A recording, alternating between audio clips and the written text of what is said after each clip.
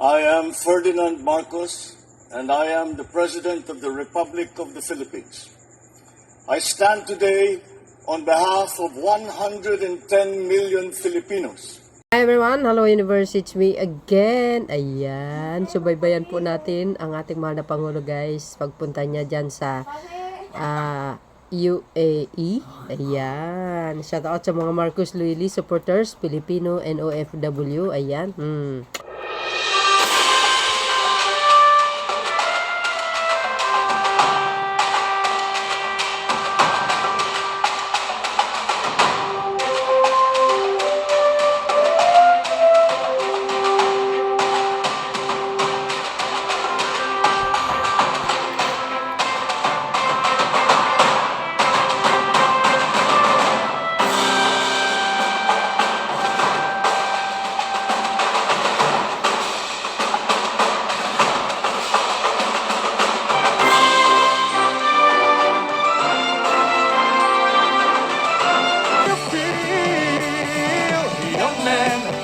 Are you listening to me? I said, young man, what do you wanna be? I said, young man, you can make real your dreams, but you got to know this one thing, no man does it all by himself. I said, young man, put your pride on the shelf. I just go there to the YMCA. Don't you let them help you today. Somebody, it's fun to stay at the.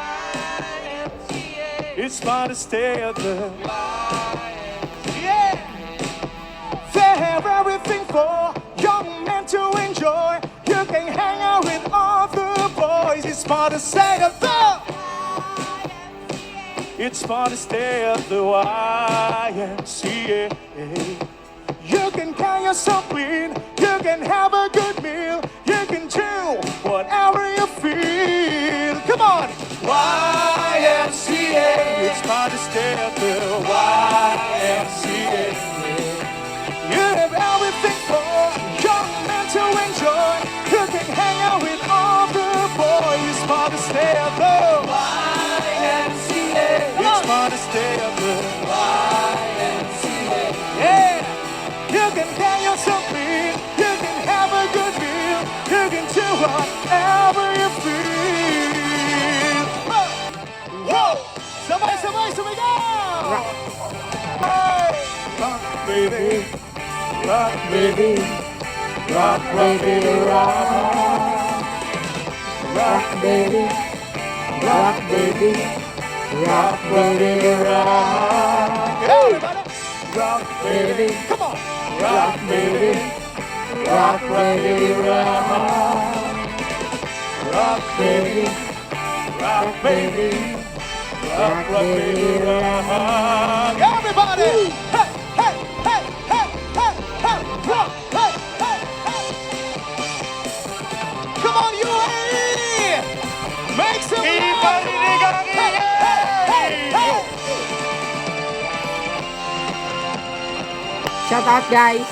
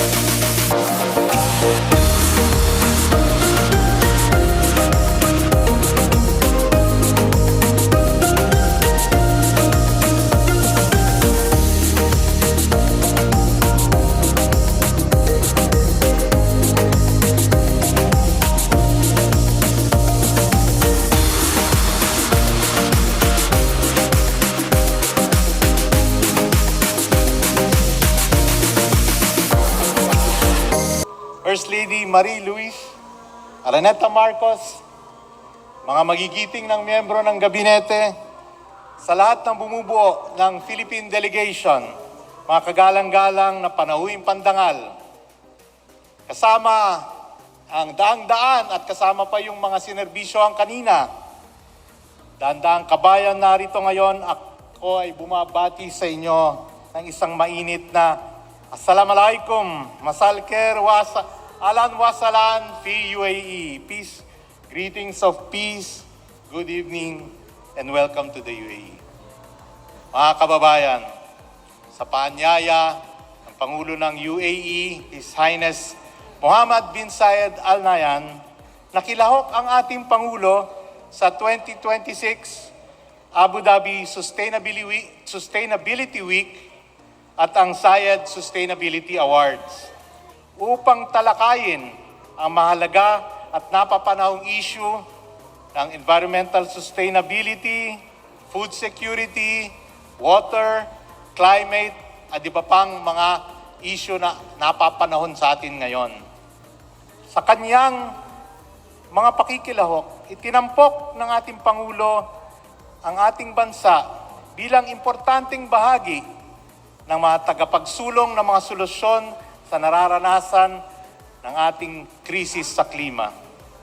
Narito ang Pangulo upang samahan ng UAE at ipakita sa mundo na bahagi tayo sa paghahanap ng mga solusyon sa pagsugpo ng climate change, katulad na lamang ng pagsulong at pagpapaigting ng paggamit ng renewable energy sa Pilipinas. Nakipagpulong din siya kay President Mohammed bin Zayed Al Nahyan, their second meeting in just 14 months, upang higit pang pag-igtingin ang relasyon ng ating dalawang bansa. Papalad akong nakasama sa kanilang pulong kanina at sinabi mismo ni President Mohammed bin Zayed at sinulat ko sa aking maliit na notebook kung gaano niya kamahal ang mga Pilipino at ang kanyang hangaring makatulong sa Pilipinas. Sabi niya, we are very lucky to have your people, you the Filipinos. UAE is very lucky to have you here. And it's not an empty statement. Proof is that when he said, we allow you into our hospitals, we allow you into our homes and in critical services. And that is proof of how they trust us and how they are loyal to us. Kaya dito sa bansang ito, inirespeto, ginagalang at minamahal kayong mga Pilipino.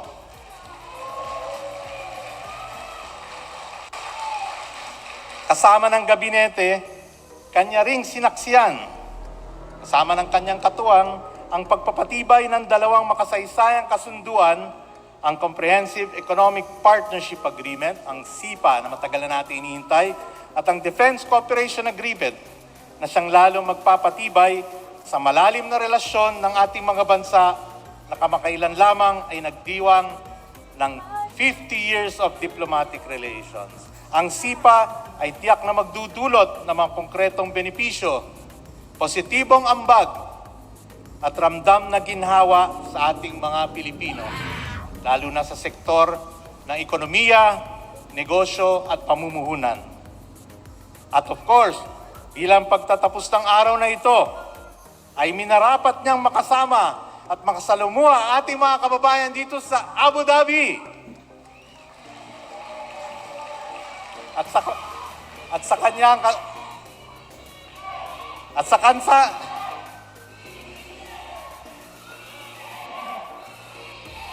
sa serbisyo karaban, tunay at tapat niyang pinatunayan ang hangaring ilapit at ipadama ang serbisyo, makabagong serbisyo ng ating pamahalaan sa inyo, mga ating mga kagabayan, at kung saan man kayo sa mundo.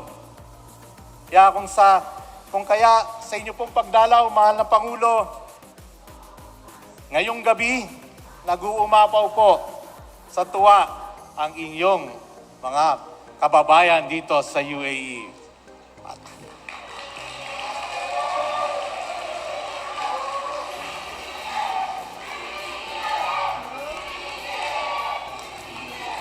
Mr. President, over 50 years ago, when this country was born, Filipinos were already here helping to build this country from a desert to what it is now, a jewel in the Gulf, a vibrant, progressive country, and host to you.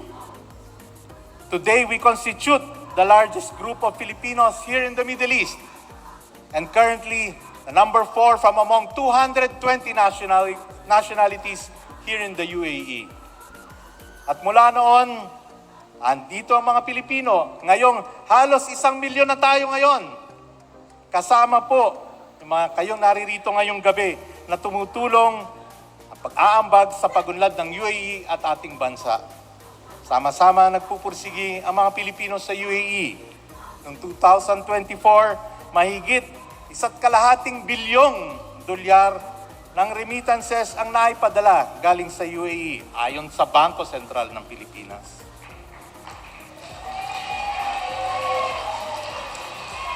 Mr. President, pati na lang.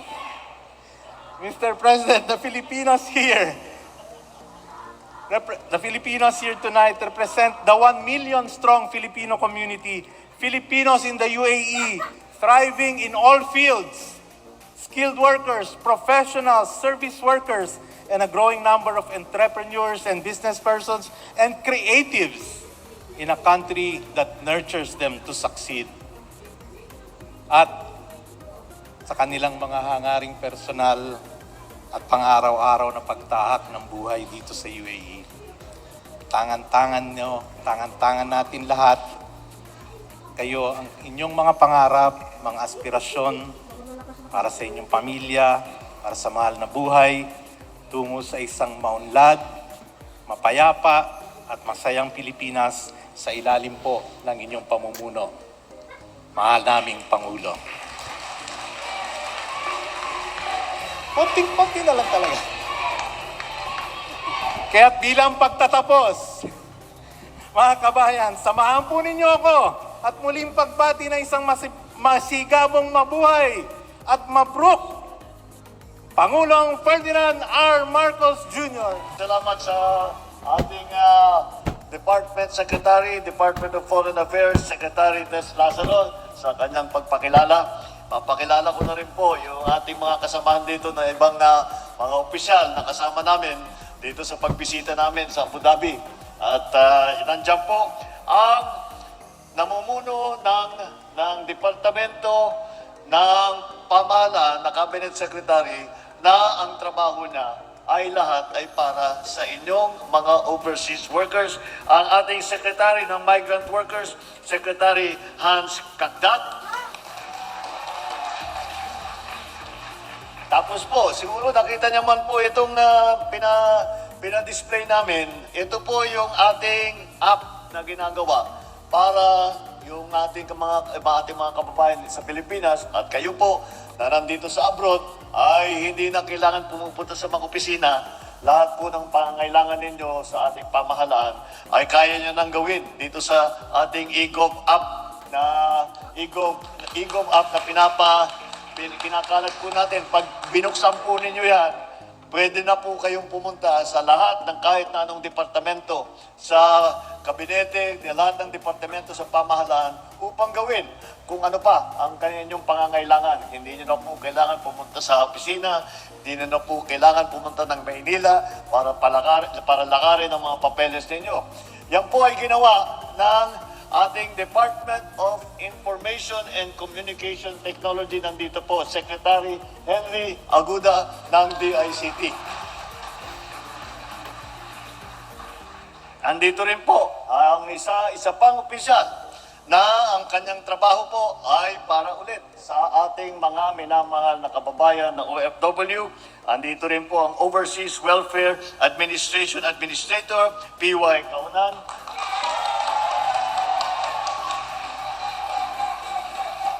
May fans club pala ito si PY. Nagdala ng pala eh. At siyempre, kilala niyo naman po ang ating Philippine Ambassador. Philippine Ambassador po, ang Ferdinand Ver. Ang tumutulong po sa atin dito po sa UAE. At malaki pong tulong na ginagawa niya dahil po tinatrabaho niya ang pagsasama-sama ng UAE at saka ng Pilipinas. Siya po ang Special Envoy of the President to the UAE for Trade and Investment, Maria Ana Katrina Yu Pimentel. Siya po ang asawa ni Senator Coco Pimentel, kaya tumutulong po sa atin.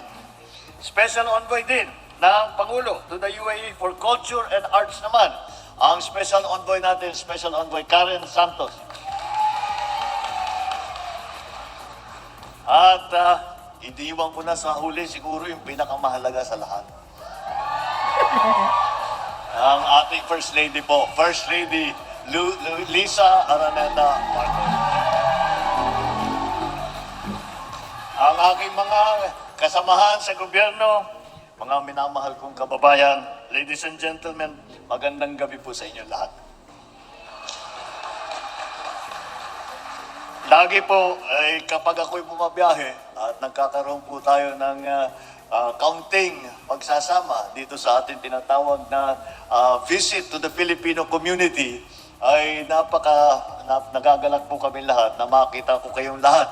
Dahil po, nagbibigay ng karangalan sa ating bansa, kayo po ang nagbibigay ng karangalan sa ating bansa pamamagitan ng inyong kontribusyon sa United Arab Emirates, sa magandang ehemplo na inyong ipinakita sa inyong trabaho, sa inyong mga kapwa Pilipino, sa pamahalaan ng UAE, sa iba't ibang mga lahi na nanirirahan dito, at sa kontribusyon ng inyong ibinigay sa ekonomiya sa ating minamahal na Pilipinas. Alam niyo po, tayo ay nandito po ako. Isang bagay na ating ginawa dito ay pag-witness nung kayo nabanggit po ng ating ambassador, yung pag-witness sa pagpirma, yung tinatawag po na SEPA. Ano yung SEPA? Comprehensive Economic Agreement ang kahulugan ng SEPA. Bakit po? Bakit po natuloy po ito? Ang UAE po ay laging sinasabi, wala po kaming narinig kahit isang masamang salita o reklamo sa ating sa inyo, sa ating mga kababayan dito. Kaya't naman mahal na mahal ang mga Pilipino, mahal na mahal kayo ng inyong mga employer, lahat ng inyong mga kaibigan, naging kaibigan dito sa UAE. Dahil doon, siyempre, nagmamagandang loob po, gusto tayong tulungan, gusto makipag-partner sa atin ang UAE.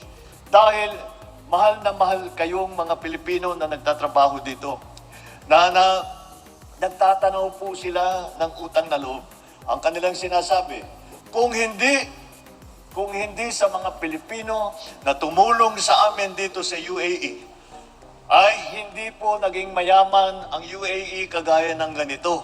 Wow. Kaya't malaki ang pasasalamat ng UAE sa mga Pilipino. At kagaya ng aking sinasabi, kagaya ng dati, kayo ang nagdadala ng dangal sa Pilipinas. Kaya you are the source of pride and honor of our country. Kaya sa pagbisita natin dito, siguraduhin na kayong lahat ay nasa mabuting kalagayan dito sa UAE na inyo pang tinutulong ng pangalawang tahanan sa labas ng ating bansa. Today, the United Arab Emirates is home to one of the largest Filipino communities in the Middle East. Magwa 1 million, nag-1 million na yata ang Pilipino rito sa UAE.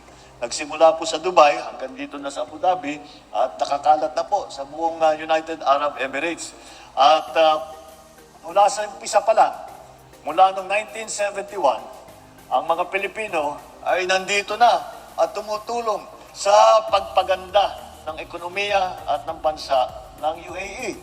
Kaya bilang pasasalamat, bilang pagtatanaw ng utang na loob ng UAE sa mga Pilipino, sa inyo, ay sinabi nila, ba't di tayo magkaroon ng agreement? Ito nga naging SEPA.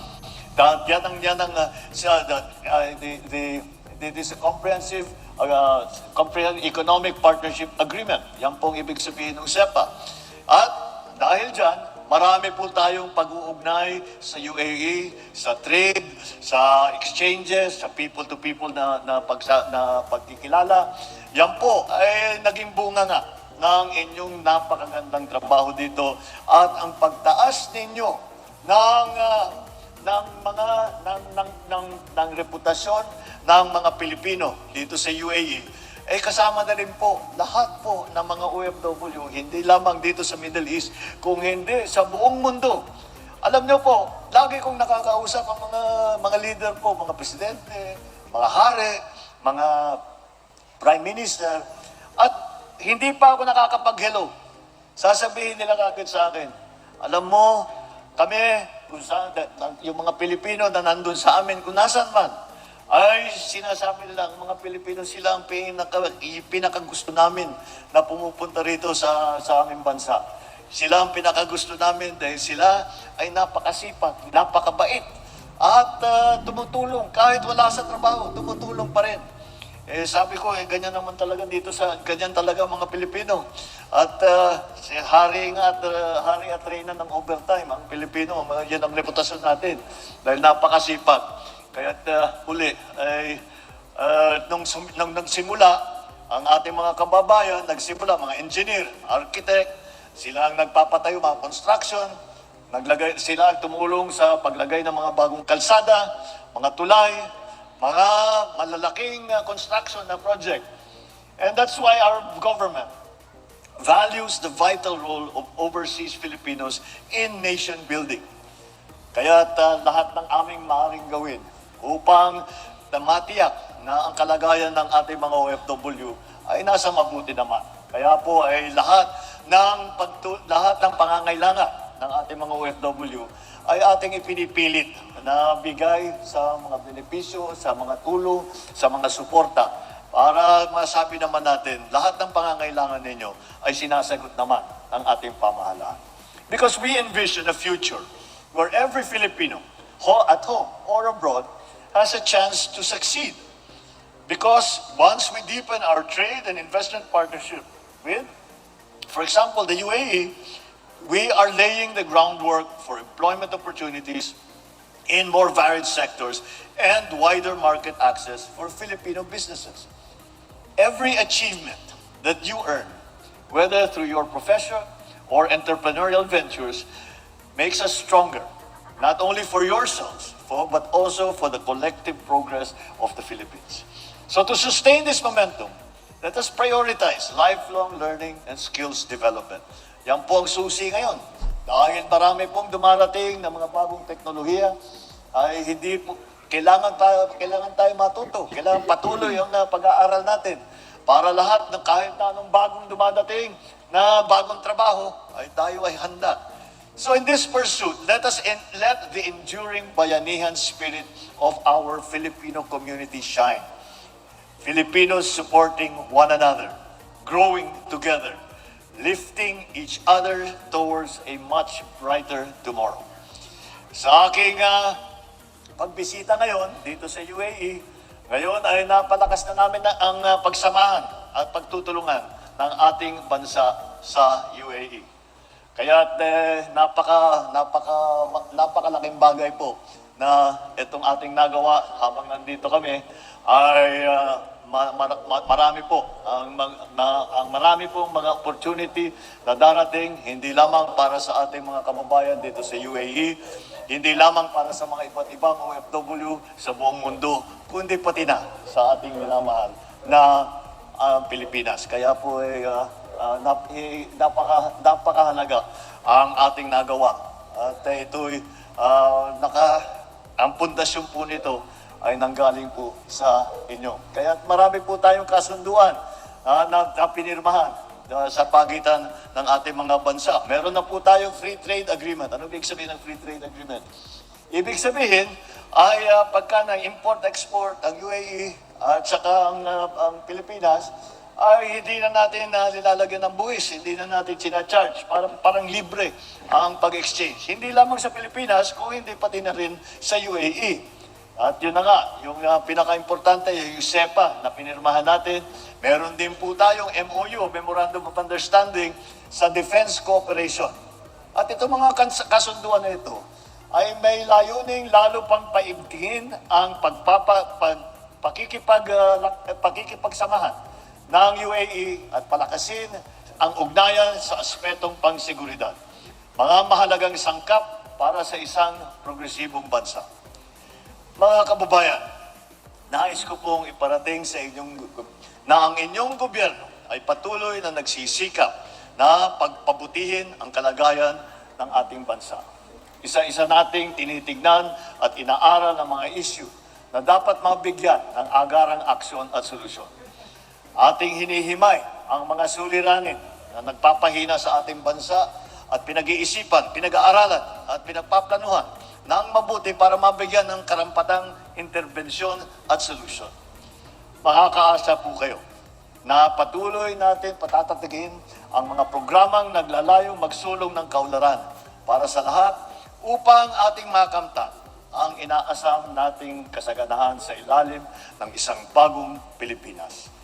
So in closing, I express once again my deepest gratitude, not only of myself, but of all your countrymen for your unwavering spirit and dedication and the pride and love that you have shown for your countrymen and for your country.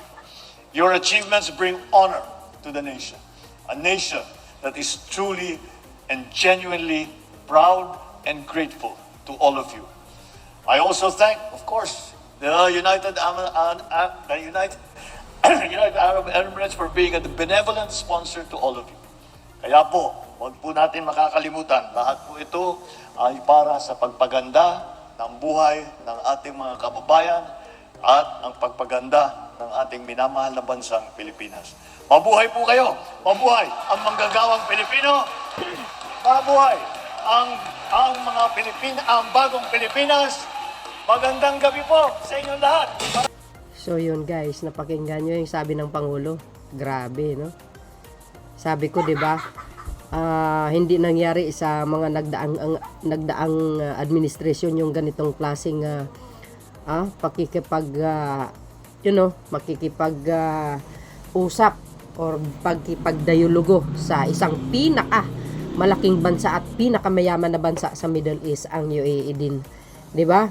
Saan ka makakita niyan?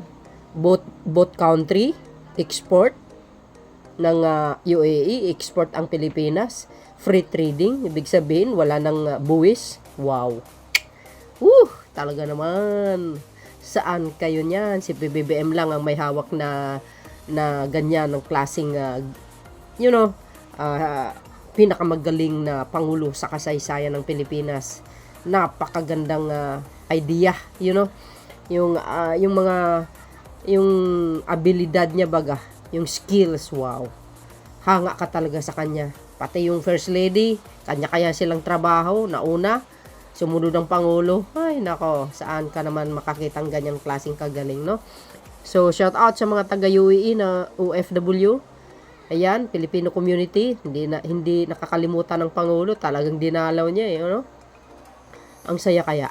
Thank you guys for watching. Shout out sa mga Marcos Luili supporters, Filipino and OFW sa buong mundo. Ayan, thank you guys for watching. Don't forget to like, hit the button bell para lagi kayong update sa aking mga upload video. There's more guys. Selfie pa more. Ayan, thank you guys. See you again. Bye.